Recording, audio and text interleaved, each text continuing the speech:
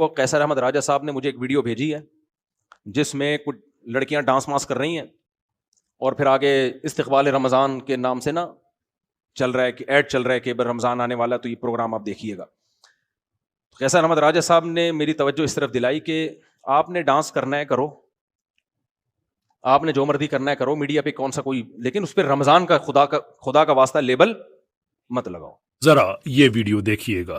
حجی سنے ذرا فسانہ پیار کا.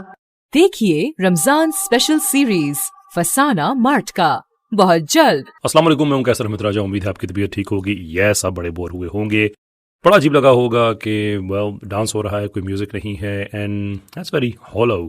یا اٹ واز. میں اب نہیں کر سکتا کہ پورے کا پورا پیکج ایسے ہی اٹھا کے میں آپ کو دکھا دوں. دا مین پوائنٹ از کہ جو اینڈ میں جملہ تھا دیٹ از کہ یہ پورا ایک گانا ہے, موسیقی ہے, سارا کچھ ہو رہا ہے, مرد و زن کا اختلاط ہے. Basically the things that are abhorrent in Islam, and I realize کہ موسیقی کے اوپر کچھ ڈفرینس آف اوپینین پایا جاتا ہے, کچھ کہ ہاں مین اسٹریم میں تو اس کو جائز نہیں کہا جاتا, کچھ فرنج اوپینینس ہیں کہ اس کو جائز کہا جاتا ہے, لیکن اس پیکج کے طور پہ کہ جہاں پہ اس طرح کا رقص و سرود جاری ہو, اس کو تو سبھی حرام سمجھتے ہیں. بٹ دا پرابلم از کہ ہمارا میڈیا اس کو رمضان اسپیشل کے طور پہ پریزنٹ کر رہا ہے. خواتین و حضرات, آج کا ویڈیو مختصر ہے, لیکن آپ اس کو ایک اوپننگ سمجھیں ٹورڈز آور بگر کاز جو ہم دنیا کو سمجھانا چاہتے ہیں, اسلامی دنیا کو, پاکستان سے سٹارٹ کر کے, اور وہ ہے سب ورژن. یہ رمضان کا لیبل نہیں لگاؤ اس پہ. پاکستان اسلام کے نام پہ بنائے اور اس میں شک ہے کہ قرآن و سنت کے خلاف کوئی قانون نہیں ہوگا, شاعر اسلام کی حفاظت ہوگی, تو اس پہ زبردست طریقے سے اس طرح کے پروگراموں پہ احتجاج کرنا چاہیے ہمیں سوشل میڈیا پہ.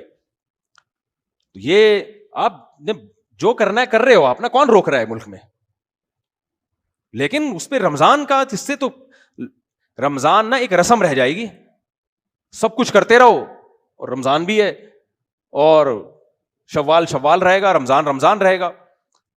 بھائی قرآن کا حکم کیا ہے؟ ان الذین یحبون ان تشیع الفاحشۃ فی الذین آمنوا لہم عذاب علیم فی الدنیا والآخرہ. جو لوگ بے حیائی پھیلاتے ہیں ان کے لیے دنیا میں بھی دردناک عذاب اور آخرت میں بھی. دنیا میں دردناک عذاب تو حکومت دے گی, اگر اسلامی حکومت ہوگی. حکومت دے نہیں رہی ہے, وہ تو ایسے قوانین پاس کر رہی ہے کہ بے حیائی اور زیادہ پھیلے, لیکن آخرت میں اللہ کی حکومت, اس سے کون بچا سکتا ہے ان کو؟ تو آج جو ہم نے قرآن پڑھا ہے نا, اس میں یہ بھی ہے کہ الشیطان یعیدکم الفقر ویأمرکم بالفحشاء, کہ شیطان تم سے بے حیائی کے وعدے کرتا ہے, اور انما یأمرکم بالسوء والفحشاء, تمہیں برائی اور بے حیائی کا حکم شیطان دیتا ہے. شیطان کا کام ہے یہ. رحمان وہ ہمیں حیا کا حکم دیتا ہے, اور اللہ کا دشمن شیطان وہ ہمیں بے حیائی کا حکم دیتا ہے. تو اس لیے میڈیا کی اس قسم کی حرکتوں پر احتجاج کرنا چاہیے. آپ اگر بے حیائی کر بھی رہے ہو تو کم از کم اس بے حیائی کے ساتھ رمضان کا لیبل مت لگاؤ. تو اس لیے اس پہ سوشل میڈیا پہ نا بھرپور آواز اٹھائیں اور اس کے خلاف بات کریں. اس کا بڑا اثر پڑتا ہے جب سوشل میڈیا پہ آواز اٹھتی ہے. الحمدللہ نحمدہ ونصلی علی رسولہ الکریم. رمضان 2026 کی آج پہلی تراویح کا کچھ خلاصہ بیان کروں گا. آج ہم نے سوا پارہ پڑھا ہے, پہلا پارہ اور دوسرے پارے کا ربع یعنی ایک چوتھائی حصہ. سورہ بقرہ قرآن مجید کی پہلی سورت ہے.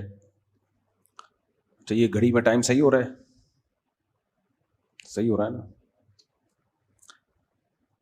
اللہ تعالیٰ نے اس سورت میں قرآن مجید کی ابتدا میں اللہ تعالیٰ نے قرآن کا تعارف کروایا ہے. دیکھو رمضان جو ہے نا یہ قرآن کا مہینہ ہے. ھدی للناس وبینات من الہدی والفرقان. اللہ کہتے ہیں قرآن میں کہ رمضان وہ مہینہ ہے جس میں ہم نے قرآن کو نازل کیا جو لوگوں کے لیے ہدایت ہے. ہر انسان کو ضرورت ہے سیدھے راستے کی, اس کے بغیر انسان نہیں بن سکتا. تو قرآن کو اللہ نے کتاب ہدایت, سیدھا راستہ. غیر مسلم کبھی بھی سیدھے راستے پہ نہیں ہو سکتے, ان کے پاس سیدھا راستہ ہے ہی نہیں. انسان کو خود نہیں پتہ چلتا سیدھا راستہ کیا ہے, غلط راستہ کیا ہے. صحابہ کرام رمضان کے مہینے میں مسجدوں کو بھرپور طریقے سے آباد کیا کرتے تھے، قرآن سنتے، قرآن سناتے. اسی چیز نے ان کو اللہ کے دین سے جوڑ کے رکھا ہوا تھا. اسی چیز نے ان کو بڑی بڑی طاقتوں کے سامنے احساس کمتری میں مبتلا نہیں ہونے دیا. تو اس لیے شوق و رغبت کے ساتھ یہ درس آپ سنا کریں. پہلا مرحلہ ہوتا ہے سیدھی بات کو سن لینا. جب انسان میں سننے کی صلاحیت پیدا ہوتی ہے پھر اللہ اس کو عمل کی توفیق دے دیتے ہیں. سنے ہی نہیں تو کہاں سے عمل ہوگا. اور یاد رکھو اس زمانے میں اگر تم نے قرآن نہیں سنا، قرآن کیا کہتا ہے، سیدھا راستہ کیا ہے، تو پھر اتنے گمراہ ہو گئے کہ پہلے اس کا تصور بھی نہیں تھا. کیونکہ خوب اچھی طرح سمجھ لینی چاہیے یہ بات کہ انسان اگر اپنا کوئی راستہ متعین نہیں کرتا وہ دوسروں کے راستے کا حصہ بن جاتا ہے. پھر وہ آپ اگر اپنا خود ہدف متعین نہیں کریں گے نا، کس ٹریک پہ میں نے زندگی گزارنی ہے، تو شیطان پھر آپ کو اپنے والے ٹریک پہ لے جانا شروع کر دے گا. آج انسان کا مقصد 3 چیزوں میں منحصر ہے: عزت، شہرت، پیسہ. بس اس کے علاوہ کچھ ہے ہی نہیں، سوچتا ہی نہیں ہے. اسی کو کامیابی سمجھا جاتا ہے. قرآن یہ باتیں کرتا ہی نہیں ہے. قرآن کسی اور دنیا میں ہمیں لے کے جاتا ہے. تو عزت، شہرت، دولت یہ سب کسی حد تک ہماری ضرورتیں ہیں، اس سے زیادہ ان کی کوئی حیثیت نہیں ہے. اس کو اتنا ہی رکھنا چاہیے. تو اللہ تعالیٰ فرماتے ہیں ذالک الکتاب لا ریب فیہ ھدی للمتقین، یہ وہ کتاب ہے جس میں کوئی شک نہیں ہے. یعنی اللہ کی طرف سے نازل کردہ کتاب ہے، اس کے اللہ کی طرف سے نازل کردہ ہونے میں کوئی شک نہیں. ہم کتنے خوش قسمت ہیں، خدا کی قسم جتنا شکر ادا کیا جائے کم ہے. بتاؤ کسی کے پاس کوئی ایسی کتاب آ جائے جو خدا نے خود پیش کی ہو، جس نے اس کائنات کو بنایا، اور اس نے اس کے برحق ہونے کے دلائل بھی قائم کر دی ہوں تاکہ ہمیں اطمینان ہو کہ یہ اسی کا کلام ہے. تو آپ سوچو اس سے بڑی خوش قسمتی کی کیا بات ہو سکتی ہے کہ صاف ستھرا جو کچھ اس میں لکھا ہوا ہے اس پر انسان عمل کرے. اس میں 2 رائے ہو نہیں سکتی ہیں. تو اللہ تعالیٰ فرماتے ہیں ذالک الکتاب لا ریب فیہ ھدی للمتقین، یہ کتاب ہے جس کے 2 تعارف. نمبر 1 اس کے اللہ کی طرف سے ہونے میں کوئی شک نہیں ہے.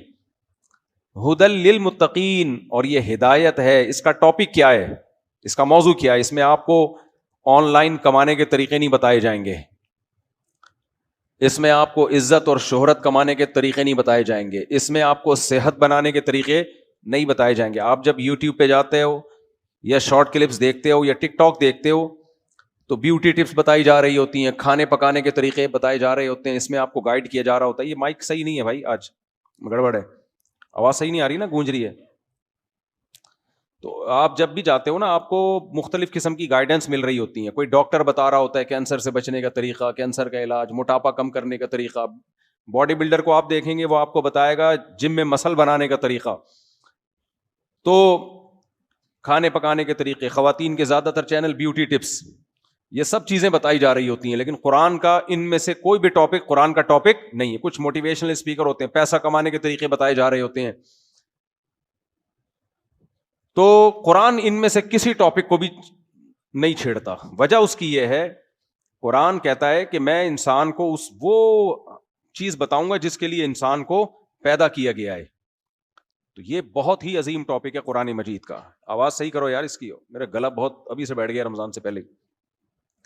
تو اللہ فرماتے ہیں ہدن، یہ گائیڈنس ہے، ہدایت ہے. یہ بتائے گا سیدھا راستہ کیا ہے اور غلط ٹریک کون سا ہے. یہ بھی بتائے گا کہ سیدھے راستے پہ چل کے کچھ ملے گا بھی کہ نہیں ملے گا، اور یہ بھی بتائے گا غلط ٹریک پہ چلنے والوں کا انجام کیا ہوگا. یہ سب چیزیں کس کے ذمے ہیں؟ قرآن کے ذمے. اس سے بڑا کوئی اہم ٹاپک ہو سکتا ہے؟ للمتقین، ان لوگوں کے لیے جو اللہ سے ڈرنا چاہتے ہیں، یہ سیدھا راستے پہ چلنا چاہتے ہیں. متقین کا مطلب یہاں جو تقویٰ چاہتے ہیں. کیا مطلب؟ اس سے ہدایت ان کو ملے گی جو ہدایت کی نیت سے اس کو سنتے اور پڑھتے ہیں. دیکھو جب ہم دنیا میں کوئی دوا کھاتے ہیں نا، کوئی علاج کی، آپ پیناڈول کھائیں، سر درد کی نیت، آپ یہ نیت کریں کہ اس سے میرا سر ٹھیک ہوگا، یا نیت نہ کریں، آپ کی نیت کا اس دوا پہ کوئی اثر ہوگا؟ بولو نہیں ہوگا. اس نے جو کام کرنا ہے وہ کرے گی. لیکن قرآن کہتا ہے کہ اس سے ہر ایک کو ہدایت نہیں ملے گی. اس سے ہدایت اس کو ملے گی جو اس کو پڑھتے اور سنتے ہیں اس نیت سے کہ ہمیں سیدھا راستہ مل جائے. ضدی اور ہٹ دھرم نہیں ہے وہ. یہ جو ایتھیس اور ملحد لوگ ہیں نا, یہ ضدی اور ہٹ دھرم ہو کے قرآن سنتے اور پڑھتے ہیں. میں نے ایک ایتھیس کے پاس ایک ویڈیو بھیج دی, بہت زیادہ خدا کے وجود کا انکار کرتا ہے. میں نے ایک ویڈیو بھیجی کہ مرغی کیسے اپنے بچوں کے لیے جنگ لڑ رہی ہے نا بڑے جانور سے, چھوٹی سی مرغی ہے. تو میں نے کہا کس نے اس کے دل میں اپنے بچوں کی یہ محبت ڈال دی؟ کیا یہ بھی ایوالو ہونے کا نتیجہ ہے؟ کوئی جواب نہیں آیا. تو یہ ضد اور ہٹ دھرمی ہے. تو اس لیے اللہ نے فرمایا کہ ضد اور ہٹ دھرمی کو کنارے پر رکھ دو, تو اس کتاب سے تمہیں سیدھا راستہ ملے گا. اچھا, ہدایت کسے کہتے ہیں؟ ہدایت سیدھا راستہ نظر بھی آئے گا, اور اگر تم چاہو گے اس سیدھے راستے پہ چلنا تو اس کتاب کو پڑھ کے تمہیں سیدھے راستے پہ چلنے کی توفیق بھی ملے گی. اس میں اتنی موٹیویشن ہے جو تمہیں سیدھے راستے پر چلا دے گی. یہ ایسا ہی ہے جیسے کوئی آپ کو سیدھا راستہ بتا رہا ہو اور بتانے کے ساتھ ساتھ اس راستے پہ چلنے کے لیے گاڑی بھی خود مہیا کر رہا ہو, اور گاڑی میں ڈیزل بھی خود ڈال رہا ہو, اور ڈرائیور بھی اس میں آپ کے ساتھ بٹھا دے. تو یہ ہوتی ہے حقیقت, صحیح معنوں میں گائیڈنس. تو اللہ کہتے ہیں کہ اس سے ہدایت ملے گی ان لوگوں کو جو ہدایت حاصل کرنا چاہتے ہیں. پھر اللہ نے ان کی کچھ علامتیں بیان کی ہیں کہ جن کو ہدایت ملتی ہے ان کے اعمال کیا ہو جاتے ہیں. اس کتاب سے جن کو ہدایت ملے گی نا, ان میں کچھ علامتیں ظاہر ہونا شروع ہو جائیں گی. وہ کون سی علامتیں؟ الذین یقیمون الصلاۃ. سب سے پہلی علامت یہ ہدایت ملنے کے بعد نماز ان سے کبھی ضائع نہیں ہوگی, کیونکہ ان کو پتا ہے کہ حی علی الصلاۃ, جب خدا ہمیں بلا رہا ہے آؤ نماز کے لیے, ایس ایچ او بلائے, کوئی انکار کر سکتا ہے؟ بولو. ڈی ایس پی صاحب نے بلایا کہ آ جاؤ تھانے, کوئی انکار کر سکتا ہے؟ تو ان کو پتا ہے کہ یہ جو مؤذن کی صدا ہے نا حی علی الصلاۃ, یہ مؤذن کی نہیں ہے, یہ کس کی ہے؟ اللہ کی ہے. تو یہ کسی قیمت پہ نماز نہیں چھوڑتے. یہ آج کتنے مسلمان ہیں, مرد ہوں یا عورتیں ہوں, نماز قائم کرتے ہیں. اللہ کی دعوت سب سے ہلکی ہے, سب سے ہلکی ہماری نظر میں. انہی آیتوں میں آگے اللہ نے کیا فرمایا؟ وَاسْتَعِينُوا بِالصَّبْرِ وَالصَّلَاةِ وَإِنَّهَا لَكَبِيرَةٌ إِلَّا عَلَى الْخَاشِعِينَ. فرمایا نماز اور صبر سے اللہ کی مدد طلب کرو, لیکن یہ نماز بہت مشکل ہے مگر ان لوگوں پر جن کے دلوں میں اللہ کا خوف ہے. جو اللہ پہ یقین رکھتے ہیں نا ان کے لیے مشکل نہیں ہے. یہ جو آج نماز بہت مشکل ہے نا, جو ملحد لوگ ہیں, جو مذہب بیزار لوگ ہیں نا, ان کو نماز پڑھانا ایسے ہے جیسے آگ کے انگارے پہ کھڑا کر دینا کسی کو. ہم دیکھتے تھے بچپن میں, مسجد کے قریب گھر ہے, کبھی مسجد آنے کی توفیق نہیں ملتی. آئے ہیں مسجد میں کسی کام سے تو ایسے بھاگنے کی فکر میں ہے جیسے پتہ نہیں کیا ہو گیا. تو میں اس وقت اللہ کا شکر ادا کرتا تھا, الحمدللہ الذی عافانا مما ابتلاہ بی, اے اللہ تیرا شکر ہے تو نے ہمیں اس عذاب سے بچایا ہوا ہے جس میں اس کو مبتلا کیا ہے. تو آج دیکھ لو ہر چیز کو ٹائم دینے کا ہمارے پاس ٹائم ہے, لیکن نماز کے لیے نہیں ہے. تو اللہ قرآن میں کیا فرماتے ہیں؟ وَإِنَّهَا لَكَبِيرَةٌ إِلَّا عَلَى الْخَاشِعِينَ. یہ نماز واقعی بڑی مشکل ہے کیونکہ اس میں کچھ مل نہیں رہا, نظر نہیں آ رہا. نماز پڑھ کے نہ پیسے ملتے ہیں, نہ کوئی آپ کے کوئی ترقی ہو جاتی ہے, نہ کوئی صحت پہ فوری طور پہ کوئی اثر پڑتا ہے, کچھ بھی نہیں ہے. اس لیے دنیا میں جو لبرل لوگ ہیں نا, جو مذہب بیزار لوگ ہیں, ان کے لیے معاذ اللہ سب سے فضول کام نماز ہے. وہ کہتے ہیں ٹائم ویسٹنگ ہے. یہ ہم نے دیکھا بعض دفعہ جماعت ہو رہی ہوتی ہے, پیچھے بیٹھے ہوئے ہوتے ہیں دفتروں میں, کہیں اسٹیشن پہ یا کہیں ایئرپورٹ پہ نا جماعت ہو رہی ہے, وہ کہتے چھوڑو یار یہ مولویوں کا کام ہے, کرنے دو ان کو. تو اس لیے اللہ نے کہا کہ جن کو اس کتاب سے ہدایت ملے گی نا, ان کے دل میں سب سے پہلے کس چیز کی قدر بیٹھے گی؟ نماز کی. الذین یظنون انہم ملاقو ربہم. انہی آیتوں میں سورہ بقرہ میں آیا کہ یہ وہ لوگ ہیں جن کو پتا ہے کہ ہم نے اپنے رب سے ملنا ہے. وَأَنَّهُمْ إِلَيْهِ رَاجِعُونَ. اور لوٹ کر ہم نے کہاں جانا ہے؟ اللہ کے پاس. تو جس کو یقین ہے کہ میں نے اللہ کو منہ دکھانا ہے, اس کی نظر میں نماز کی بڑی ویلیو ہوگی, اور جس کو یقین ہی نہیں ہے کہ اللہ کو میں نے منہ دکھانا ہے, اس کی نظر میں سب سے بورنگ کام کون سا ہوگا؟ نماز. وہ دکان کو ٹائم دے دے گا, نماز کے لیے ٹائم نہیں نکالے گا وہ. تو اس لیے اللہ نے سب سے پہلی علامت بیان کی ہے جن کو ہدایت ملے گی. وہ کون لوگ ہیں؟ الذین یؤمنون بالغیب ویقیمون الصلاۃ. جو اللہ کے بتانے سے غیب پر ایمان لے کر آتے ہیں, اور اس غیب پر ایمان کا سب سے پہلا اثر کیا ہوتا ہے؟ نماز کو قائم کرتے ہیں. سب سے پہلا اثر یہ ہوتا ہے. غیب کا تذکرہ اللہ نے کیوں کیا؟ دیکھو غیب کی دو قسمیں ہوتی ہیں. غیب کہتے ہیں جو ہمارے حواس خمسہ سے ٹریس نہ ہو سکے, جو ہمارے حواس خمسہ سے ٹریس نہ ہو سکے, نظر نہ آئے ہمیں. تو غیب پر اگر کوئی دلیل قائم ہو تو ایمان لایا جاتا ہے, دلیل قائم نہ ہو تو اس پر ایمان لانا توہم پرستی ہے. تو اللہ اگر کہہ دے کہ ایسا ہے تو اس کو مان لینا ضروری ہے. اللہ نے کہہ دیا موت کے بعد زندگی ہے اور اس پہ دلائل قائم کر دیے. اب بھی اگر کوئی ضدی ہر دھرم کہتا ہے کہ نہیں یہ ممکن نہیں ہے, تو وہ کس سے مقابلہ کر رہا ہے؟ اللہ سے. اللہ نے کہہ دیا کہ آخرت میں اعمال کا حساب ہوگا, نیک لوگوں کو جنت ملے گی اور برے لوگوں کو آگ میں ڈالوں گا میں. تو عقل مند اللہ کی بات پر یقین کر لیتے ہیں. یہ جو جنت اور جہنم ہے نا, یہ صرف قرآن میں نہیں ہے, تورات میں بھی, انجیل میں بھی, جتنی آسمانی کتابیں ہیں آخرت کا نقشہ سب میں سیم ہے. حالانکہ اتنی تحریفات ہوئی ہیں ان میں, لیکن جنت اور جہنم کو وہ اپنی کتابوں سے نہیں نکال سکے. تو اس لیے جنت بھی ایک حقیقت اور جہنم بھی ایک حقیقت. تو اللہ فرماتے ہیں غیب پر ایمان لاتے ہیں یعنی ہمارے کہنے سے, اور اس کا سب سے پہلا اثر ہوتا ہے نماز قائم کرتے ہیں. وَمِمَّا رَزَقْنَاهُمْ يُنْفِقُونَ, دوسرا اثر ان کی زندگیوں میں یہ آتا ہے کہ جو رزق ہم نے ان کو دیا ہے اس رزق میں سے اللہ کی خاطر خرچ کرتے رہتے ہیں. دو قسم کی عبادتیں غیب پر ایمان لانے والے کرتے ہیں. ایک بدنی عبادت جس کو کیا کہا جاتا ہے, بولو, نماز. دوسری مالی عبادت. جو دنیا پرست آدمی ہے وہ مال پر سانپ بن کے بیٹھ جاتا ہے. آپ دیکھ لیں جو مادہ پرست لوگ ہیں نا, ایک ایک پائی کے لیے, ایک ایک پائی. یہ جو آپ سنتے ہیں نا غیر مسلم لوگ نے اپنی ساری جائیداد فلانے کو دے دی, یہ مرنے کے بعد دے رہے ہوتے ہیں, یہ کہ مرنے کے بعد یہ اس کو دے دینا, اس کو دے دینا, فلانے کو. ورنہ میں نے کچھ ہوتے ہیں بہت تھوڑی مقدار میں, میں نے تو ملیشیا میں وہ قبرستان دیکھا ہے جہاں غیر مسلم لوگوں کی قبریں, جس میں انہوں نے وصیت کی ہوئی ہے کہ ہمیں ہمارے مال سمیت قبر میں دفن کرنا, اور کیا جاتا ہے ان کو. تو مسلمان میں سخاوت غیر مسلم سے زیادہ ہوتی ہے. اگر کوئی غیر مسلم آپ کو سخی نظر آ رہا ہے نا, تو وہ آپ کو اس لیے سخی نظر آ رہا ہے کہ اس کے پاس جتنا مال ہے آپ اس کو اپنے مال سے کمپیئر کر رہے ہوتے ہو. مثال کے طور پر ایک آدمی اگر 1,00,000 روپے صدقہ کرتا ہے تو رکشا چلانے والے کو یہ تھوڑا صدقہ لگے گا یا بہت زیادہ؟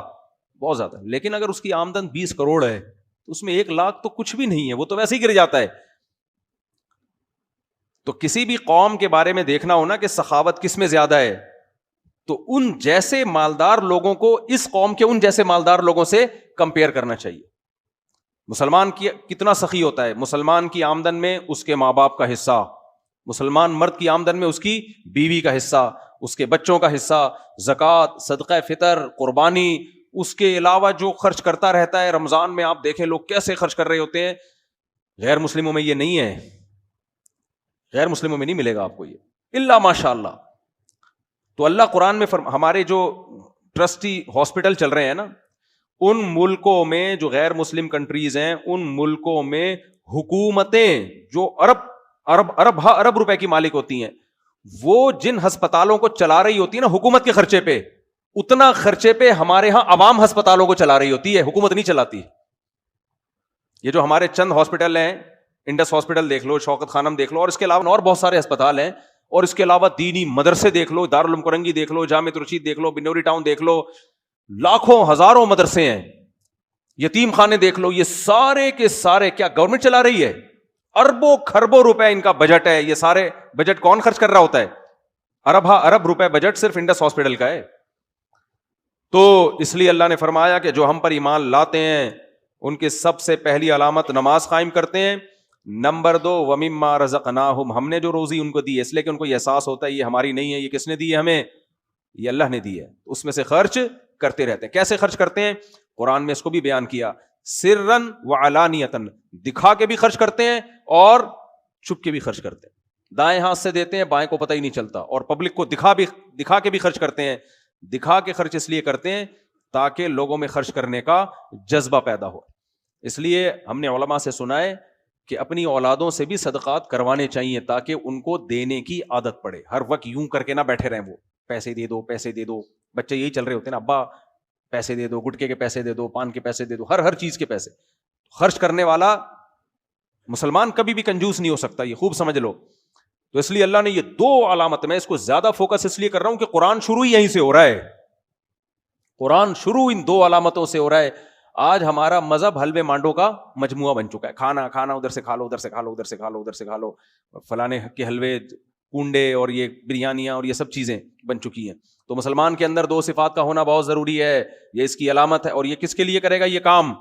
اللہ کے لیے. بے نمازی مسلمان نہیں ہو سکتا اور کنجوس کمبخت مسلمان نہیں ہو سکتا. صحابہ تو ایسے سخی تھے.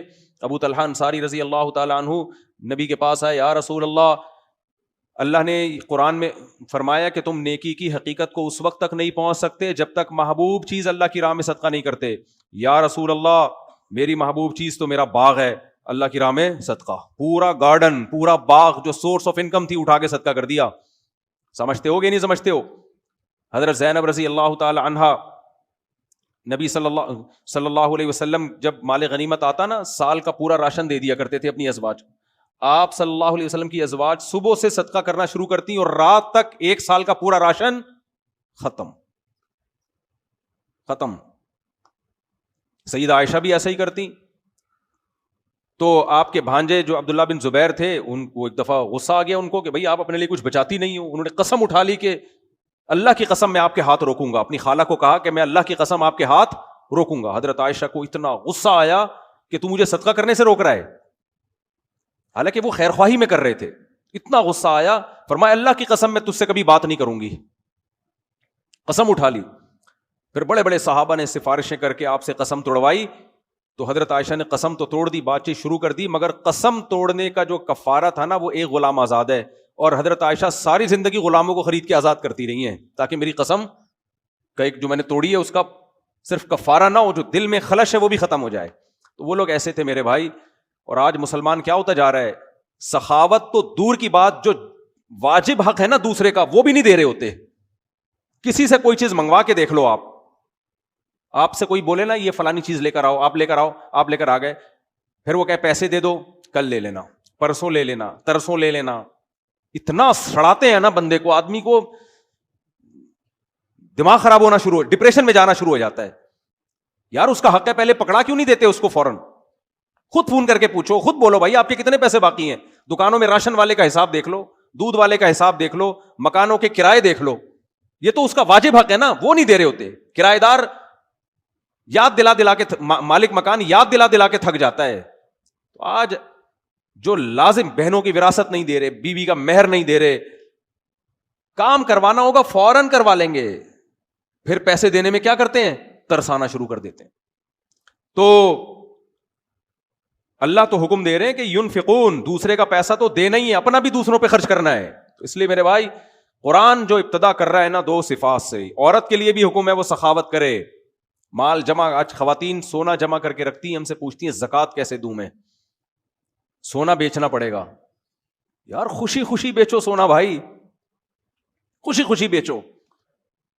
جان نکل رہی ہے اس سونے میں, اٹکی ہوئی ہے جان. اس لیے دنیا کو جب تک مسافر خانہ نہیں سمجھو گے نا, بات کھوپڑی میں آئے گی نہیں. دنیا الذین یظنون انہم ملاقو ربہم, اللہ کہتے ہیں جن کو یقین ہے نا اللہ سے ملنا ہے, وہ دنیا سے دل نہیں لگاتے, دنیا کو مسافر خانہ سمجھتے ہیں. تو زکوٰۃ دینی پڑے گی بھائی, اپنی جیب خرچی سے نکالو, پورے سال جمع کرتے رہو. خواتین نے نا اپنے شوہروں کے ذمہ لگایا ہوا ہمارے سونے کی زکوٰۃ آپ دیں, وہ بیچارہ دے دیتا ہے, ہو جاتی ہے زکوٰۃ. لیکن آپ بولو نہیں, میری زکوٰۃ کون دے گی, میں خود دوں گی. کون دے گا میری زکوٰۃ, میں خود دوں گی, میں قربانی دوں گی اللہ کی راہ میں خرچ کرنے کی. تو یہ عورت کو بھی سخی ہونا چاہیے اور مرد کو بھی سخی ہونا چاہیے. تو یہ 2 صفات اللہ نے بیان کی ہیں. آگے اللہ فرماتے ہیں اولئک علی ھدی من ربہم, یہ لوگ ہیں جن کے اندر یہ 2 بنیادی صفات ہوں گی, اپنے رب کی طرف سے ہدایت پر ہیں. واولئک ھم المفلحون, یہی لوگ کامیاب ہیں. آگے اللہ تعالیٰ نے ان آیات میں نا سورہ بقرہ جو قرآن کی ابتدا ہو رہی ہے, ایک بہت اہم ترین آیت ہے جس میں تمام انسانوں کو خطاب ہے, جس سے آپ کو اسلام سمجھ میں آئے گا. واٹ از اسلام؟ یا ایھا الناس, اے لوگو, اعبدوا ربکم, اپنے رب کی عبادت کرو. یہ بھی دنیا میں جو مذہب بیزار لوگ ہیں ان کے لیے سب سے بورنگ کام رب کی عبادت.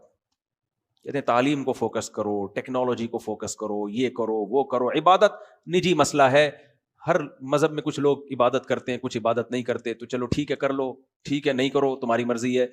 اللہ کہتے ہیں نہیں, یا ایھا الناس, اے ساری دنیا کے سارے انسانوں, چاہے ہندو ہو, سکھ ہو, مسیحی ہو, یہودی ہو, ملحد ہو, ساری دنیا کے سارے انسانوں, اعبدوا ربکم, غلامی تم نے کس کی اختیار کرنی ہے. اللہ نے اللہ کا لفظ استعمال نہیں کیا کیونکہ اللہ کو اللہ کہنے میں انسانوں کا اختلاف ہے. کیا خیال ہے؟ کوئی کہتے ہیں وہ اللہ ہے, کوئی کہتے ہیں اللہ, کہتے ہیں چھوڑو اس بحث کو, اللہ ہے یا کوئی اور ہے, رب تو ہے نا تمہارا جو تمہیں پالنے والا ہے. یہ کائنات ایسے تھوڑی چل رہی ہے, کوئی ہے جس نے تمہیں پیدا کیا, اور رب کا مطلب تمہیں پال رہا ہے, تمہاری دیکھ بھال کر رہا ہے. دیکھ بھال کرنے کے بغیر یہ سارا نظام عالم چل نہیں سکتا تھا. دیکھ بھال کر رہا ہے, کیسے دیکھ بھال کر رہا ہے, اس کی اللہ نے بتایا, الذی خلقکم, سب سے پہلے اس نے تمہیں بنایا, تم خود بخود نہیں بن گئے, خود ایسی چیزیں بن نہیں سکتی.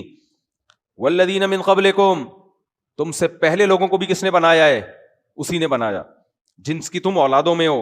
اور وانزل من السماء ماء, یہ جو اس دنیا میں نظام بنا ہوا ہے نا, آسمان سے پانی برس رہا ہے, اس نظام کو بنانے والا کون ہے؟ ہر جگہ ہر خطے پہ تھوڑی دنیا میں چاند پہ بارش ہوتی ہے بھائی, مریخ پہ بارش ہوتی ہے. تو بارش صرف کہاں ہوتی ہے؟ حیات صرف کہاں ہے؟ زمین پر. اور قرآن کہتا ہے وجعلنا من الماء كل شيء حي, ہر زندہ چیز کو ہم نے کس سے بنایا؟ پانی سے. اس پانی کا انتظام ایسا کیا, ایک سمندر بنا دیا کڑوا, لیکن اس سمندر سے بادلوں کو اٹھاتا ہے اور پوری دنیا میں برساتا ہے. اللہ کہتے ہیں یہ رب ہے جس کی عبادت کا میں تمہیں حکم دے رہا ہوں. بہت سے سائنسدان پڑھے لکھے لوگ کہیں گے کیا عبادت, کیا دقیانوسی. اللہ کہتے ہیں یہ صرف یہ ریسرچ کر کے یہ بتا سکتے ہیں بارش کیسے ہوتی ہے, پانی ہائیڈروجن ڈائی آکسائڈ کیسے ہے, یہ سارا نظام چلانے والے یہ نہیں ہے. نظام چلانے والا کون ہے؟ رب ہے جس نے تمہیں پیدا کیا, تو اس کی عبادت کرو, وہ ہم سب کا مشترکہ رب ہے. وانزل من السماء ماء فاخرج به من الثمرات رزقا لكم, اور اس پانی سے طرح طرح کے پھل پیدا کر دیے اس نے. یہ بھی کتنی عجیب بات ہے یا نہیں؟ پانی برستا ہے, گوبر اور مٹی کے ملاپ سے گندم پیدا ہوتی ہے اس پانی سے. گندم کو دیکھو, گوبر مٹی کو دیکھو, پانی کو دیکھو کوئی مناسبت ہے؟ پانی برستا ہے, گوبر مٹی ملتی ہے, اس سے جو پیدا ہوتی ہے, اس سے گھاس پیدا ہوتی ہے, اسی سے خربوزے پیدا ہوتے ہیں, اسی سے تربوز پیدا ہوتے ہیں, اسی سے کینو پیدا ہوتے ہیں, اسی سے انار, مالٹے, طرح طرح کے ثمرات کا مطلب بے شمار طرح کے پھل اور ثمرات, نتائج پیدا ہوتے ہیں. رزقا لکم, جس کو تم کھاتے ہو. یہ پانی کی بنی ہوئی چیزیں خود بخود نہیں بن رہی, کون بنا رہا ہے؟ اللہ. تو اس کی عبادت نہیں کرنی چاہیے. ہر ایک کے لیے ٹائم ہے, اس کے لیے تمہارے پاس ٹائم, یا عبادت کا مطلب صرف نماز روزہ نہیں ہے, مکمل اس کی غلامی میں آ جاؤ, اپنے آپ کو حوالے کر دو اس کے. فرمایا فلا تجعلوا للہ اندادا, اور اس خدا کے ساتھ کسی کو شریک مت کرو. غیر مسلموں میں نے کیا کیا؟ جو ملحد ہیں وہ تو مانتے ہی نہیں خدا کو, ان سارے دلائل کا انکار کر دیتے ہیں, اور جو مانتے ہیں وہ اس خدا کے ساتھ دوسروں کو شریک ٹھہرا لیتے ہیں. تو جو محبت خدا کو دینی چاہیے, گائے کو دے دی, بتوں کو دے دی, چوہوں کو دے دی, بندروں کو دے دی, سانپ کو دے دی, سورج کو دے دی, چاند کو دے دی. اللہ کہتے ہیں لا تجعلوا للہ اندادا, اللہ کے برابر کسی کو مت ٹھہراؤ. یہ کوئی بھی اس کائنات کو بنانے میں اور چلانے میں اللہ کے ساتھ شریک نہیں ہے. سب تمہاری طرح مخلوق ہیں, عاجز ہیں, کیوں ان کے سامنے جھکتے ہو؟ تم اشرف المخلوق ہو, سب سے برتر ہو. سب سے برتر جھک کس کے سامنے رہا ہے؟ جو تمہارے غلام ہے. قرآن میں دوسری جگہ کیا آتا ہے؟ وَسَخَّرَ لَكُم مَّا فِي السَّمَاوَاتِ وَمَا فِي الْأَرْضِ, جو کچھ آسمانوں میں زمینوں میں ہے تمہارے لیے, تمہارے لیے مسخر ہے, سرونٹ ہے. جب اللہ نے ان سب چیزوں کو ہمارا نوکر کہہ دیا تو ابھی ہمارے لیے مقدس ہوئی؟ باس اپنے نوکر کو مقدس سمجھتا ہے؟ کہے گا بھائی یہ خدمت کے لیے, مقدس نہیں ہے. یہ جس کی خدمت کی جا رہی ہے مقدس اور برتر وہ ہوتا ہے. یہ کائنات, سورج چاند ہماری خدمت کریں گے, گائے ہماری خدمت کرے گی, ہم ان کو مقدس نہیں مانیں گے, یہ ہمارے غلام ہیں. سمجھ میں آ رہی بات؟ تو اللہ کہتے ہیں لا تجعلوا للہ اندادا. پہلی آیت میں بتایا کہ عبادت صرف اس اللہ کی ہوگی, یعنی عبادت کرو اللہ کی. دوسری میں بتایا کرو بھی صرف کس کی؟ اس کی. جب یہ آیتیں ہم پڑھتے ہیں نماز میں, خدا کی قسم اتنا سکون ملتا ہے کہ اے اللہ تیرا کتنا فضل ہو گیا, تو نے ہمیں عبادت میں بھی لگا دیا, اور صرف کس کی عبادت میں؟ اپنی عبادت. نماز میں ہم صرف کس کے سامنے جھکتے ہیں؟ اللہ کے سامنے. سجدہ کس کے سامنے؟ اللہ کے. تو خدا کی قسم ایمان سے بڑی اور اسلام سے بڑی کوئی نعمت نہیں ہے. جن کے پاس اسلام نہیں ہے نا, یا تو وہ خدا کی عبادت نہیں کر رہے, اور اگر کر بھی رہے ہیں تو خدا کے ساتھ دوسروں کو شریک ٹھہرا رہے. تو اللہ نے فرمایا فَلَا تَجْعَلُوا لِلَّهِ أَنْدَادًا وَأَنْتُمْ تَعْلَمُونَ, تمہیں معلوم بھی ہے کہ تم غلط کر رہے ہو, خدا کے ساتھ کوئی شریک نہیں ہے. آگے فرمایا وَإِن كُنتُمْ فِي رَيْبٍ مِّمَّا نَزَّلْنَا عَلَىٰ عَبْدِنَا, اب اللہ نے اتنا بڑا حکم دے دیا نا کہ میری عبادت کرو. عبادت میں کیا ہے؟ 5 نمازیں ہیں, رمضان کے روزے ہیں, پھر زکوٰۃ, خیرات, صدقات اللہ کو راضی کرنے کے لیے, پھر نظر کی حفاظت, زنا سے بچنا, شراب سے بچنا, سارے احکام, یعنی اپنے آپ کو مکمل کس کے حوالے کر دیا؟ اللہ کے. تو آدمی کہتا ہے پتہ نہیں اللہ کہہ بھی رہا کہ نہیں کہہ رہا ہے, ایسا تو نہیں مولوی صاحب لگا رہے ہو اپنی طرف سے. جب بہت بڑا آرڈر آتا ہے تو انسان تحقیق کرتا ہے کہ یہ آرڈر باقی ایس ایچ او صاحب کا ہے بھی کہ نہیں ہے. کیا خیال ہے بھائی؟ آپ کو حکم دیا ایس ایچ او صاحب نے, آ جا بھائی, آپ مصروف تھے, نے کہا یار اپنی مصروفیت چھوڑ کے جاؤں گا, پہلے فون کر کے معلوم تو کر لوں ایس ایچ او صاحب نہیں بلایا ہے, یہ پرچہ انہوں نے ہی دیا ہے, کسی اور کا تو نہیں ہے. اس لیے اللہ کہتے ہیں بھائی ان کنتم فی ریب مما نزلنا علی عبدنا, تمہیں اگر شک ہے نا کہ یہ کلام جو ہم نے محمد صلی اللہ علیہ وسلم پہ نازل کیا اس کے تردد ہے تمہیں, فاتوا بسورۃ من مثلہ, اس جیسی کوئی سورت تم بھی لے آؤ نا.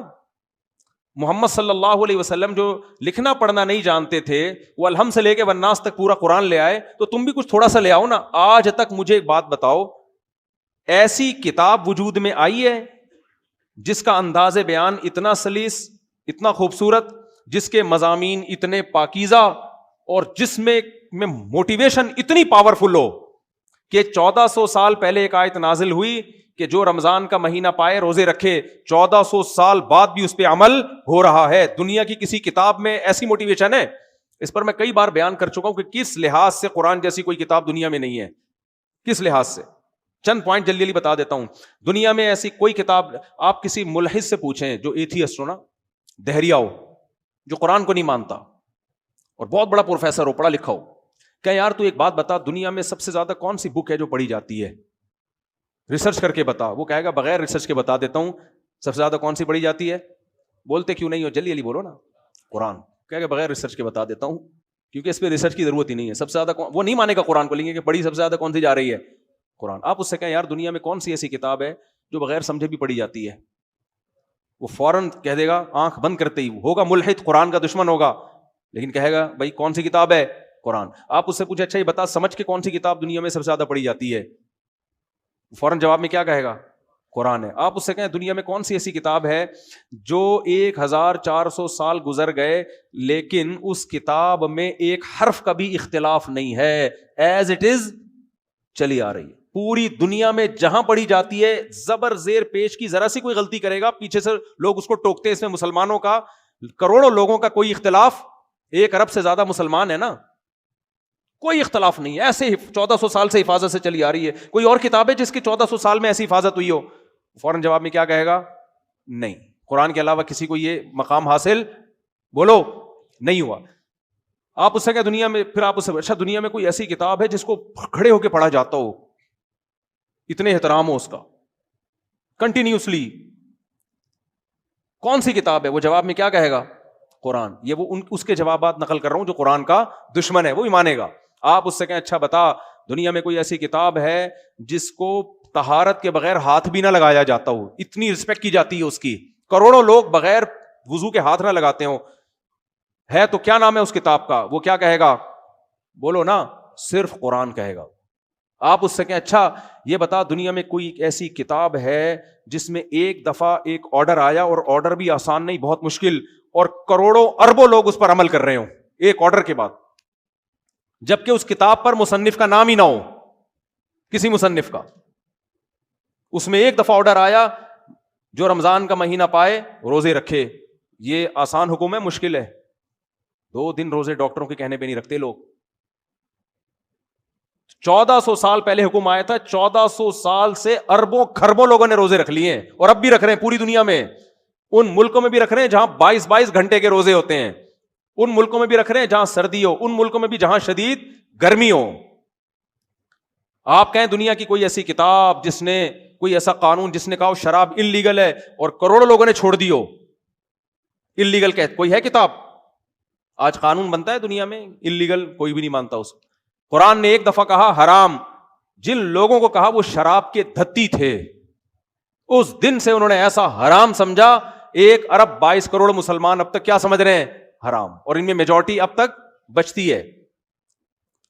یہ ایسی کتاب ہے جو 1400 سال پہلے لکھی گئی ہو، جس کے مضامین اتنے پیارے، اتنے پاکیزہ، ایک خدا کی عبادت جس میں نماز روزے کی ترغیب ہو، غریبوں پہ خرچ کرنے کی ترغیب ہو، یتیموں پہ خرچ کرنے کی ترغیب ہو. یہ کہا جا رہا ہو جس نے یتیم کا مال کھایا ایسے جیسے آگ کے انگارے ڈالے اس نے، جس میں یہ سمجھایا جا رہا ہو کہ رشتہ داری کو جوڑو، جس میں یہ سمجھایا جا رہا ہو کہ شراب حرام ہے، جوا حرام ہے، سود حرام ہے، زنا کے قریب مت جاؤ اور ایک دوسرے کو قتل مت کرو. یہ ساری پاکیزہ تعلیمات جس میں کہا جا رہا ہو معاہدوں کی پابندی کرو، اس چیز کے پیچھے مت پڑو جس کی نالج تمہارے پاس نہیں ہے، کیونکہ ان السمع والبصر والفؤاد کل اولئک کان عنہ مسئولا.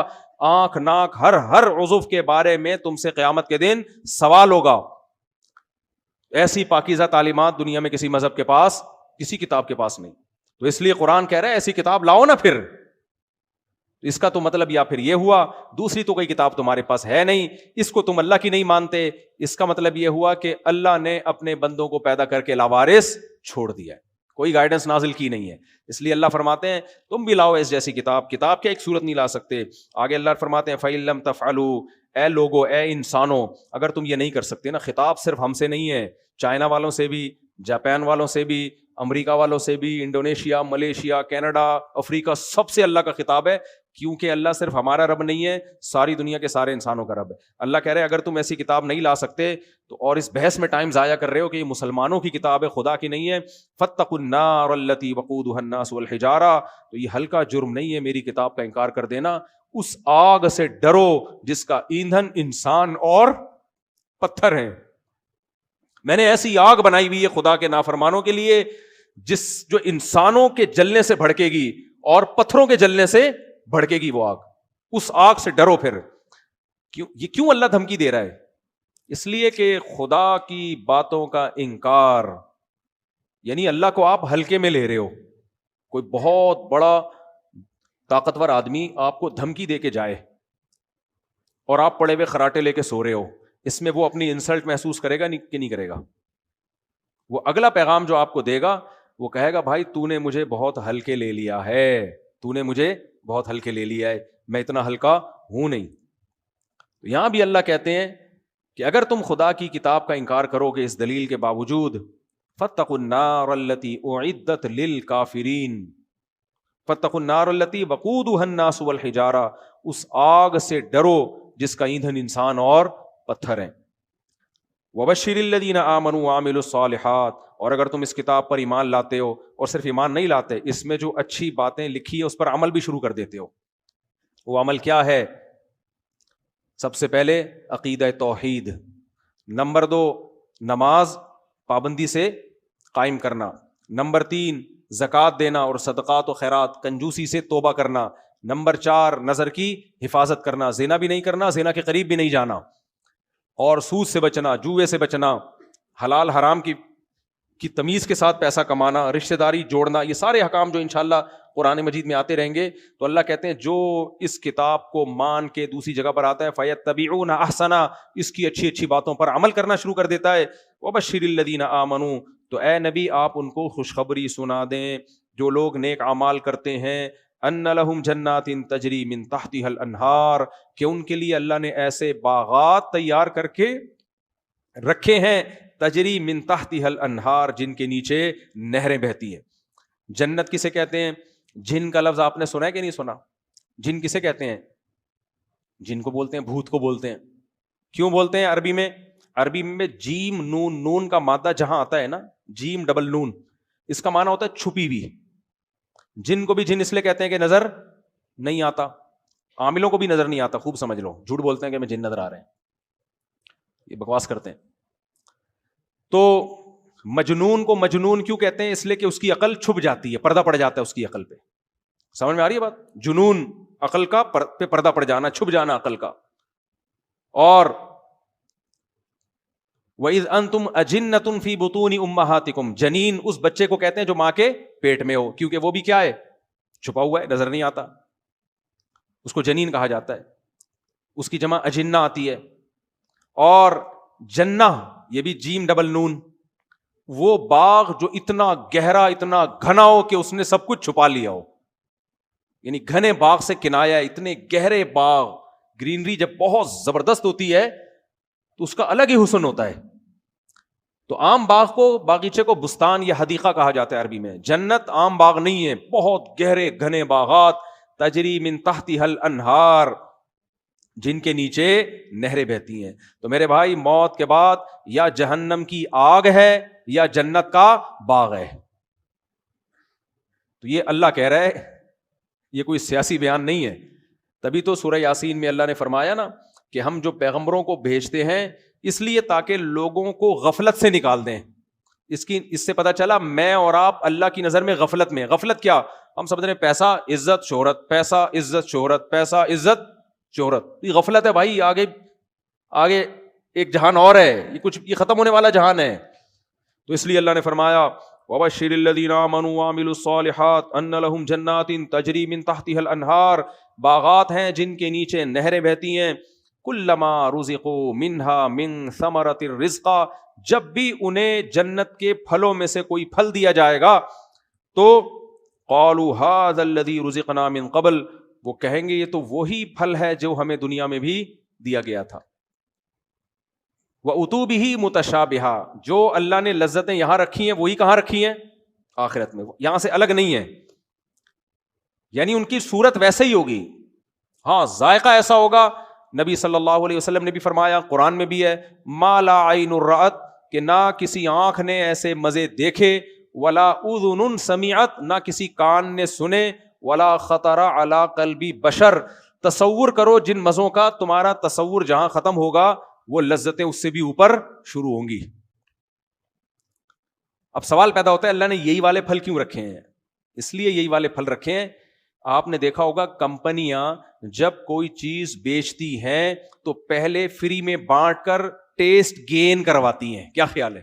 پہلی دفعہ میں چیزیں اچھی بولو نا نہیں لگتی, جب ایک دفعہ ٹیسٹ گین ہو جاتا ہے پھر وہ چیز دیکھ کے دل تڑپتا ہے.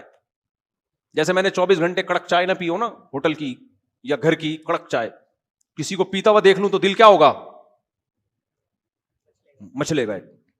شدید بھوک لگ رہی ہے, آپ کے سامنے کوئی حلال چائنیز ڈش آ جائے, بھوک ختم ہو جائے گی آپ کی. چائنیز ڈش آ جائے کوئی عجیب سے نا, وہ اس میں یوں کر رہے ہوں, آکٹوپس گھوم رہے ہوں اس میں یوں کر کے, بھوک آپ کی کیا ہوگی؟ اڑ جائے گی. لیکن وہ چیز آ جائے جو آپ کھانے کے عادی ہو, نلی بریانی آ جائے آپ کے سامنے, بھنڈی آ جائے بغیر تلی ہوئی, میں اس لیے بتاتا ہوں تاکہ لوگ پھر کھلاتے ہیں مجھے وہی چیزیں بعد میں. بھنڈی آ جائے, ایک بھنڈی کا بنانے کا طریقہ ہے تل کے بنائی جاتی ہے, وہ بیکار ہوتی ہے, فرائی بھنڈی نہیں کھانی چاہیے. ایک بھنڈی ہوتی ہے لیس دار ہوتی ہے, تلتی نہیں, وہ ہوتی ہے اصل بھنڈی کھانے کی. خیر, تو یہ وہ چیز آ جائے جس کے آپ عادی ہو, ایک دم دل مچلتا ہے کہ نہیں مچلتا. تو اس لیے اللہ تعالیٰ نے جنتیوں کے لیے وہ پھل رکھے جو انہوں نے دنیا میں کھائے ہوں گے, عادی ہوں گے, وہ دیکھ کے دل مچلے گا تو کہیں گے یہ تو وہی ہے جو ہمیں دنیا میں ملا. تو فرشتے کیا کہیں گے؟ کھا کے دیکھو, یہ دیکھنے میں وہی ہے, ذائقے میں اس سے کروڑا گنا زیادہ ہے, یہ ذائقے میں زیادہ ہے. وَأُتُوا بِهِ مُتَشَابِهًا وَلَهُمْ فِيهَا أَزْوَاجٌ مُطَهَّرَةٌ, اور اللہ فرماتے ہیں اس میں ان کو بیویاں ملیں گی پاکیزہ. سوچو کیا خوبصورت منظر اللہ نے بندوں کے لیے رکھا ہے, خوبصورت باغات, نیچے نہریں بہ رہی ہیں, اور قرآن میں دوسرے مقامات پہ آتا ہے بے جوڑ موتی کے محلات. محل ہوں گے موتیوں کے محل, یعنی ان کی جو دیواریں ہوں گی وہ کس کی ہوں گی؟ یاقوت اور مرجان کی, جس میں جوڑ نہیں ہوں گے. آج کنسٹرکشن میں اس کا بڑا خیال کیا جاتا ہے, یار پلر نہیں ہے, صحیح ہے نا, سارا بیڑا غرق کس سے ہو جاتا ہے کنسٹرکشن کا؟ پلر سے. آتے آتے بندہ پلر سے ٹکراتا ہے, دیواروں میں جوڑ لگے ہوتے ہیں. جتنی بغیر جوڑ کے دیوار ہوگی اتنی زیادہ اس میں خوبصورتی ہوگی, جوڑ کا بھی ایک نشان آ رہا ہوتا ہے نا. تو اللہ فرماتے ہیں باغات جن کے نیچے نہریں بہتی ہیں, اور ہر طرح کے پھل, اور بے جوڑ موتی کے محلات, اور اس میں ان کو بیویاں دی جائیں گی. وہاں بھی گرل فرینڈ نہیں ملے گی, کیونکہ جو گرل فرینڈ والے لوگ ہیں ایسے غلیظ اور ناپاک لوگوں کے لیے اللہ نے جنت بولو نہیں رکھی. جو گندا آدمی ہے نا, دیکھو گدھا گدھی کو بیوی نہیں بناتا, ریلیشن قائم کرتا ہے. تو عورت سے وداؤٹ میرج ریلیشن قائم کرنا یہ انسانوں کا کام نہیں ہے, یہ گدھے گھوڑوں کتوں بلوں کا کام ہے. جب میں یہ لفظ بولتا ہوں نا گرل فرینڈ والوں کو بڑا غصہ آتا ہے، میں کتے بلے کہہ رہا ہے یہ، لیکن کام کتوں والا پھر بھی نہیں چھوڑیں گے. یہ کتوں بلوں گدے گھوڑوں کا کام ہے. پیغمبروں کا کام جو انسانیت کی معراج پر ہوتے ہیں نکاح کرنا ہے. سمجھ میں آ رہی ہے بات؟ وہ بیوی بنا کے جوڑوں کی شکل میں رہتے ہیں انسانوں کی طرح، گھر والی کو لے کر آتے ہیں جس سے اولاد ملتی ہے ان کو. تو اس لیے اللہ نے جنت میں بھی گرل فرینڈ نہیں رکھی ہے، ازواج مطہرہ، بیویاں ہوں گی وہاں بھی. سبورژن یعنی کہ نظریاتی طور پہ عقائد کے اعتبار سے کسی بھی آدمی کو ان عقائد ان نظریات سے ہٹا دینا کسی بھی طریقے سے. آئیڈیالوجی میں یہ چیزیں جو ہوتی ہیں بڑی میٹر کرتی ہیں. یہی وجہ ہے کہ KGB ایک زمانے میں، یہ بیسیکلی مین ان کے جو ایجنٹ ہیں، آئیڈیالوجیکل سبورژن کوئی چھوٹی چیز نہیں ہوتی، بلکہ یوری بیزمینوف جو کہ ایک ڈیفیکٹر ہیں KGB کے، انہوں نے بہت سی باتیں کھل کے بتائی ہیں کہ ہم کیا کرتے تھے. بیسکلی واٹ ہی سیز کہ KGB کا ایک زمانے میں جو مین کام تھا وہ انٹیلیجنس نہیں تھا، بلکہ لوگوں کو سبورٹ کرنا تھا، ان کے نظریات کو ختم کرنا تھا، چینج کرنا تھا. کیوں؟ اس لیے کہ اگر آپ نے اپنے دشمن سے وہ نظریہ ہی چھین لیا جس سے آپ خائف ہیں، تو پھر آپ اس پہ گولی کیوں ضائع کریں گے، کیوں خرچ کریں گے جنگ پہ، جب آپ پہلے ہی ان کو نظریاتی اعتبار سے اپنے ساتھ ملا لیا ہے نا. آپ سوچ رہے ہوں گے کہ ان ساری باتوں کا اس ویڈیو سے کیا تعلق ہے، اور بڑا گہرا تعلق ہے. اس لیے کہ ہمارے پاس اسلام ہمیں ایک نظریاتی اساس دیتا ہے، ایک آئیڈیا آف لائف دیتا ہے، ایک کمپلیٹ وے آف لائف دیتا ہے. اس کے اندر سرٹن اسپیشل پیکیجز ویسے آ جاتے ہیں، رمضان بینگ ون آف دیم، کہ جس میں لوگ عبادات کی طرف جاتے ہیں، ایک اسپرچول کلینزنگ کی طرف آتے ہیں، بایولوجیکل کلینزنگ، معدے کی کلینزنگ، کہ پورا ایک پیکج ہے کہ جس میں انسان اسپرچولی خود کو اپ گریڈ کرتا ہے. پہلے کیا ہوتا تھا کہ مذہب کو انٹرٹینمنٹ بنایا جانا، مذہب کو کنٹروورشل بنانا، اور یہ دونوں چیزیں بڑی کور ہیں. وہ لوگ جو انٹرنیشنل ریلیشنز کو سمجھتے ہیں، پرٹیکولرلی سبورژن کو سمجھتے ہیں، ان کے لیے بہت زیادہ اس چیز کی اہمیت آپ ان کو پتہ ہوگی. میں مزید بھی اس پہ کانٹینٹ کریٹ کروں گا. پاکستان میں اور بھی بہت سے لوگ ہیں جو اس چیز کو بڑی سنجیدگی کے ساتھ دیکھ رہے ہیں کہ وی نیڈ ٹو ایکسپلین کہ یہ ہے کیا. نا ایک دو چیزیں. نمبر 1، میکنگ دی انکانٹروورشل کنٹروورشل، کہ جو چیز غیر متنازع ہے اس کو متنازع بنا دینا، یہ سبورژن کے ابتدائی اصولوں میں سے ایک اصول ہے. اس کے بعد ریلیجن کو انٹرٹینمنٹ بنا دینا، اس کو کنٹروورشل کر دینا، فیک آرگنائزیشنز کریٹ کر دینا جو طرح طرح کے فتویٰ بازی سٹارٹ کر دیں، کبھی حدیث کے اوپر سوال اٹھانا شروع کر دے کسی کو ضرورت ہے بھی یا نہیں، کبھی حدیث اور سنت کے فرق جیسی غیر ضروری چیزوں کے اندر لوگوں کو الجھا دینا، اینڈ سو فورتھ، اس طرح کی چیزیں. بہرحال میرا یہاں پہ جو آج گفتگو ہے اس کا تعلق اسپیسیفکلی انٹرٹینمنٹ کے ساتھ ہے کہ ریلیجن کو انٹرٹینمنٹ بنا دینا یہ آئیڈیالوجیکل سبورژن کے لیے بہت ضروری ہے. کیوں؟ اس لیے کہ آپ کی نظریاتی اساس ختم ہو جاتی ہے. ہمارا میڈیا کیا کر رہا ہے؟ بہت عرصے سے آپ نے نوٹ کیا ہوگا کہ ڈانسرز، ٹک ٹاکرز، فلمی اداکارائیں رمضان کی ٹرانسمیشن کوائٹلی علماء سے لے کر ان کے حوالے کر دی. آپ پہ وہ مذہب کیسے مؤثر ہوگا جب سکھانے والی وہ ہے جو 11 مہینے آپ کو ڈانس سکھاتی رہی ہے، 1 مہینہ آ کے آپ کو اسلام سکھانا شروع کر دے گی. ایٹ لیسٹ جو علماء وہاں پہ بیٹھے ہوئے ہوں گے ان سے جو سوالات ہوں گے ان کی کوالٹی کیسی ہوگی وہ بھی آپ نے دیکھا ہوگا. اس کے علاوہ ریلیجن کے اندر کیا انٹرٹینمنٹ ہوتی ہے کہ ایون اگر کسی عالم دین کو بھی بلایا جاتا ہے تو اس کی بھی باتیں انٹرٹیننگ ہی ہوتی ہیں کہ اب انٹرٹینمنٹ اس کی طرف سے آ رہی ہے. بجلی کا بل زیادہ آ رہا ہے تو میٹر پہ ہاتھ رکھ کے فلاں چیز پڑھو، بل کم آنا شروع ہو جائے گا. واو! یعنی کہ پاکستان کے لاکھوں علماء میں سے آپ کو اور کوئی بندہ ہی نہیں ملا. اس طرح کی باتیں تو وہ پہلے امپلائڈلی کر رہے تھے کہ آئیڈیالوجیکلی ہمیں اپنے دین سے دور کرنے کے لیے ایسے لوگوں کو ریلیجن کا نمائندہ بنا دیں جن کی کوئی ریلیجس آئیڈینٹی نہیں ہے لیکن ریلیجن کو ان کے ساتھ افیلیٹ کر دیں. حلال اور حرام کو مکس کرنا ایک ایسی خطرناک چیز ہے کہ اللہ عز و جل نے سورہ کافرون اسپیسیفکلی اس چیز کو ایڈریس کرنے کے لیے نازل کی. اسپیسیفکلی کہ وہ کیا کہہ رہے تھے؟ مسلمان آپ نبی پاک صلی اللہ علیہ وسلم کو آپ حکومت کریں، 1 سال آپ کا ایک ہمارا یہ. تو اللہ نے کہا کہ نہیں بھائی، حلال میں حرام مکس نہیں ہوگا. سو لکم دینکم ولی دین، تمہارے لیے تمہارا دین ہے، ہمارے لیے ہمارا دین ہے. آپ نوٹ کریں گے کہ جتنے لوگ ہیں جو کسی بھی نظریے کے خلاف کام کر رہے ہوتے ہیں، فار ایگزامپل اسلام کا نظریہ، تو اس کے حلال اور حرام کو مکس کرتے ہیں. بچوں کی معصومیت، یہ جو ایپسٹین کے جزیرے پہ ہوا وہ کیا تھا کہ بچوں کی معصومیت ہے اور ان کو پھر شیطانی کھیل کی نظر کر دینا کہ وہاں پہ معصوم پاک ایک ایسی چیز جو جس میں طہارت ہے اس کو گندگی کے ساتھ مکس کر دینا. اس کے علاوہ کالے جادو میں کیا ہوتا ہے؟ کالے جادو میں تو قرآن بھی پڑھتے ہیں. کیا ہوتا ہے؟ ایک پاکیزہ صاف شفاف چیز کو ایک سفلی چیز کے ساتھ مکس کر دینا. اب مذہب کتنی مقدس چیز ہے کہ اس کے اندر مکس کر دینا، کہ جب آپ دیکھ رہے ہیں ایک خاتون کو وہ پروگرام کر رہی ہے رمضان کے، اور اس کے بعد پھر کیا ہم دیکھ رہے ہیں؟ ہم یہ دیکھ رہے ہیں کہ وہ خاتون کا تصور آپ کے ذہن میں آئے گا کہ یہ جو بھی ہمارے قرآن کے حوالے سے سوال پوچھ رہی ہے، ہاں یار اس کا ہم نے ڈانس اسٹیپ بھی کہیں دیکھا تھا. تو اب حلال حرام آپ کے ذہن میں مکس ہونا شروع ہو جاتے ہیں. This is what we are being played with. کہ پہلے تو یہ بغیر کسی آفیشیل پالیسی کے کہتے تھے، بغیر کسی لیبلنگ کے کہتے تھے، لیکن اس بار ناچ گانا جو بھی آپ نے دیکھا یہ رمضان اسپیشل کے طور پہ آ رہا ہے. یعنی ویسے ڈرامہ چل رہا ہے، آئی تھنک اس میں کچھ فسانہ پیار کا اور some thing of that sort نام تھا، لیکن رمضان کے لیے اس کو مارٹ کر دیا، اور اسپیشلی رمضان میں. لیکن ڈانس یہ وہ سارا جو کچھ چل رہا ہے وہ وہی چل رہا ہے. وائی؟ کیا کیا ہے ہم لوگوں نے آخر کار ان کا، جس سے یہ انتقام لینے کی کوشش کر رہے ہیں؟ کبھی یونیورسٹیز کے اندر ڈرگز اور LGBT پہ بیس جو ہے وہ پارٹیاں سٹارٹ ہو جاتی ہیں. کبھی ہماری کتابوں کے اندر ایسے جملے آ جاتے ہیں کہ اسلام کا نظام آؤٹ آف ڈیٹ ہو چکا ہے، سود کے بغیر معیشت نہیں چل سکتی ہے.